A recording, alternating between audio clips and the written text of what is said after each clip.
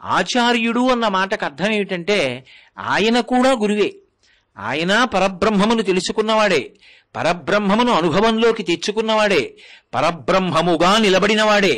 కానీ ఆచార్యుడు ఏం చేస్తాడంటే వేదం ఎలా చెప్పిందో అలా ప్రవర్తిస్తూ ఉంటాడు. దేని కొరకు?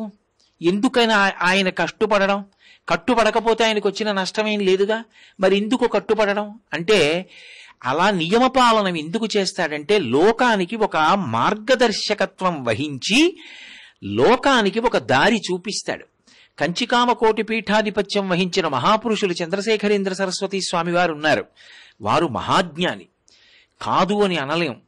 ఆయన లాంటి సద్గురువు లోకంలో ఎక్కడుంటారు? అంత గొప్ప గురువు. కానీ సన్యాసాశ్రమ నియమాల్ని ఎక్కడా ఒక్కటి కూడా విడిచిపెట్టకుండా పాలన చేసేవారు తప్ప ఆశ్రమ నియమాన్ని విడిచిపెట్టరు. విడిచిపెట్టకుండా ఆశ్రమ నియమాల్ని పాటిస్తారు. అవి పాటించకపోయినంత మాత్రం చేత ఆయన స్థాయి దిగిపోదు. పాటించడం దేని కొరకు అంటే మనందరి కొరకు.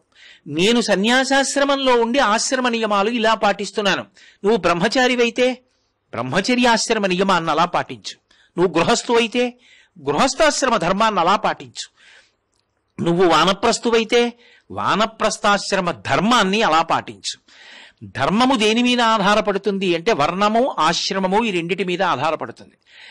ధర్మమునకు ఆలంబనం ఆశ్రమం కాబట్టి ఆ ఆశ్రమ నియమాన్ని ఎలా పాటించాలో మనకి చెప్పడం కోసం వేదం ఎలా చెప్పిందో అలా ఎక్కడా ఒక్క విషయాన్ని తప్పకుండా జీవితంలో ఆచరించి చూపించిన గురుస్వరూపాలకి పేరు చివర బిరుదునామం కలుపుతారు, ఆచార్య అని. అదే చంద్రశేఖరేంద్ర సరస్వతి పరమాచార్య, ద్రోణాచార్య, భీష్మాచార్య, కృపాచార్య, వ్యాసాచార్య అంటే దాని అర్థం ఏమిటంటే అవన్నీ గురుస్వరూపాలే. వారు బ్రహ్మమును అనుభవించిన వారే, వారే పరబ్రహ్మము.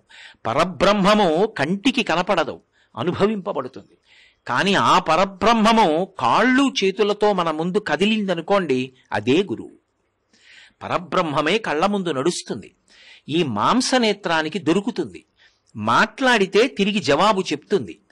అలా మనం ఎలా ఆచరించాలో, ఏది ఆచరించాలో మనకి అనుగ్రహ భాషణం చేస్తుంది. అటువంటి స్థాయి కలిగిన మహాపురుషుల్ని ఆచార్యుడు అంటారు.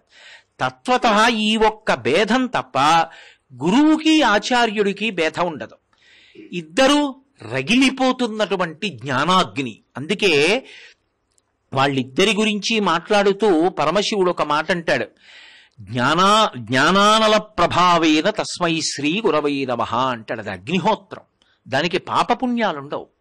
ఒకప్పుడు రమణ మహర్షి దగ్గరికి ఒక వ్యక్తి వచ్చి నాకు చాలా భయంగా ఉందన్నాడు. దేనికని అడిగారు ఆయన. నేను చాలా పాపాలు చేశానన్నాడు. పాపాలు చేస్తే భయం ఎందుకు? కరుణార్ద్రహృదయుడైనటువంటి భగవంతుడు ఉన్నాడు, ఆయనకి చెప్పు, క్షమిస్తాడు అన్నారు. కాదు, నాకు భయంగా ఉంది, నా పాపాలు నన్ను పీడిస్తాయని. అయితే ఏం చేయమంటావు? నా పాపాలు పోతే నాకు సంతోషం, ఓ పని చేస్తావా, నీ పాపాలు నాకు ధారపోసేస్తావా, పుచ్చేసుకుంటాను అన్నాడు. అంతకన్నా సంతోషం, ఆ పుచ్చుకోండి, ధారపోసేస్తానన్నాడు. ధారపోసేయి, చేయి చాపారు. ఆయన సమంత్రకంగా ధారపోసేశాడు. నే చేసిన పాపరాశి అంతా ఈయనకి చెందుగాక. ఆయన పుచ్చేసుకున్నారు. ఇప్పుడు ఆయనకి ఏమైనా అవుతుంది అనుకుంటున్నారా మీరు? లోకంలో పంచభూతముల యొక్క ధర్మం ఇతర భూత వ్యగ్రత చేత మారుతుంది. నేను మీకు ఉదాహరణ చెప్పాలంటే, నీరు ఏం చేస్తుంది? నిప్పు నార్పుతుంది.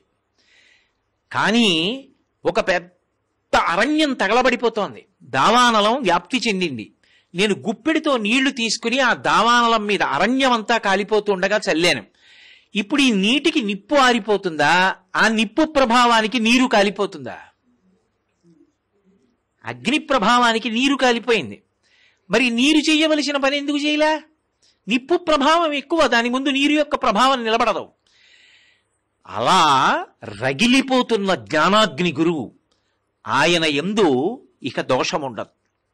అందుకే ఆ స్థాయికి చేరిపోయిన వారు ఏం చేశారు, ఏం చెయ్యలేదు, ఇది గురువు అయితే నువ్వు చూడకు. గురువుగారి విషయంలో వారు ఏం చెప్పారు పట్టుకో, వారొక లీల చేశారు, అంతరార్థం ఏమిటి పట్టుకో. సామాన్య చేష్టితం అనుకోకది, అందులో ఏదో రహస్యం ఉంటుంది, లోకోద్ధరణ కొరకు చేస్తారు. ఇవి తెలుసుకుంటే గురువైనా ఆచార్యుడైనా మన ఉద్ధరణ కొరకే. ఒకరు వైదికాచారానికి కట్టుబడతారు, ఒకరు కట్టుబడకుండా పరబ్రహ్మమునందు రమిస్తారు తప్ప ఇద్దరిది తాత్వికంగా మాట్లాడినప్పుడు మాత్రం ఒకే స్థాయి తప్ప అంతకన్నా భేదం ఉండదు.